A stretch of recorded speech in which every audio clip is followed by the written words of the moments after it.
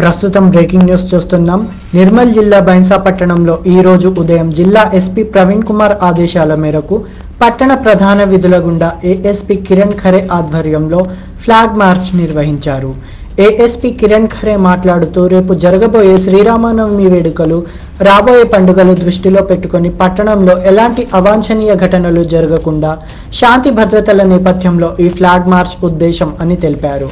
అన్ని పండుగలు కలిసిమెలిసి శాంతియుతంగా జరుపుకోవాలని అన్నారు.